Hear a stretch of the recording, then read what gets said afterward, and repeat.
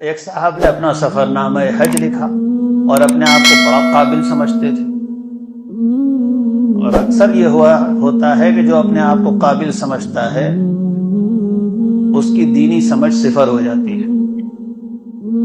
یہ سزا کبر کی، یہ سزا نقد دنیا میں ملتی ہے کہ جس کے اندر کبر ہوتا ہے اس کی دین کی سمجھ صفر ہو جاتی ہے۔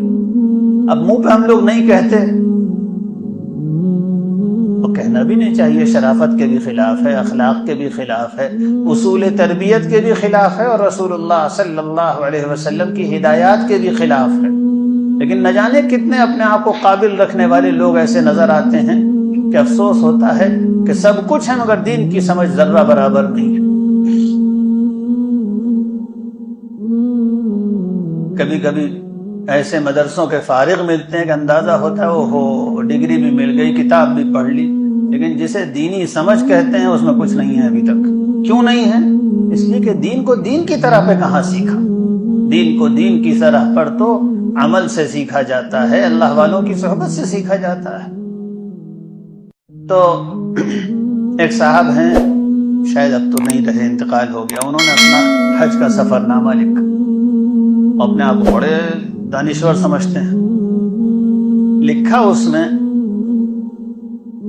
ایک ادبی اردو کا رسالہ بھی نکالتے تھے، وہ برطانیہ سے، مانچسٹر سے اردو ادب کا رسالہ نکالتے تھے۔ سفر نامہ لکھا اور اس میں یہ جملہ لکھا کہ میں نے وہاں دیکھا لوگ بہت رو رہے ہیں، مجھے تو اپنا کوئی گناہ ایسا یاد آیا نہیں جس کی وجہ سے میں روتا۔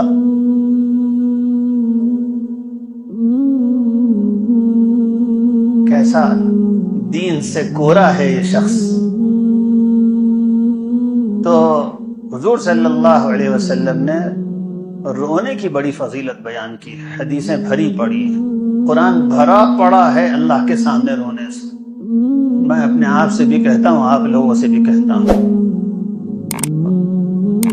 اس کی فکر کرو کہ اللہ کے سامنے بیٹھ کے رونا ہے۔ سارے دروازے یہیں سے کھلتے ہیں، اصلاح کے، کامیابی کے، دین میں ترقی کے، اللہ کی محبوبیت کے دروازے آہو بکا سے کھلتے ہیں۔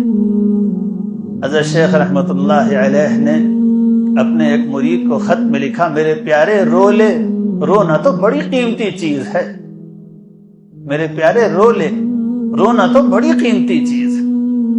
تو واقعی یہ سمجھنا چاہیے۔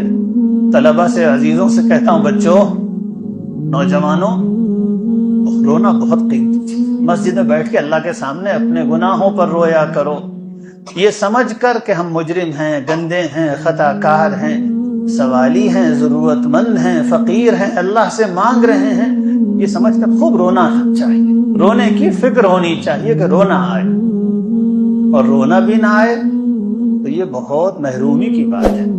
حدیث میں آتا ہے، قرآن مجید میں آتا ہے، فَوَيْلٌ لِّلْقَاسِيَةِ قُلُوبُهُم مِّن ذِكْرِ اللَّهِ، جن لوگوں کو اللہ کو یاد کر کے بھی جن کے دل سخت کے سخت رہتے ہیں اور رونا نہ آئے، بڑی ناکامی میں ہیں وہ لوگ۔ حضرت مجھے شعر یاد نہیں رہتے، حضرت مولانا حکیم اختر صاحب کا ایک شعر ہے کہ اصل خانقاہ وہی ہے جہاں آہ آہ ہو، خانقاہ اور آہ آہ، اصل خانقاہ تو وہی ہے جہاں آہ آہ ہو، کچھ لوگ رویا کریں، ندامت طاری ہو، وابکی علی خطیئتک۔ تو میں یہ بات کہہ رہا تھا کہ بہت اس کی فکر کی ضرورت ہے کہ اپنے دل کی آدمی فکر کرے۔ قرآن مجید میں اللہ تعالیٰ نے فرمایا، قد افلح من تزکا فإنها لا تعمى الأبصار ولكن تعمى القلوب التي في الصدور۔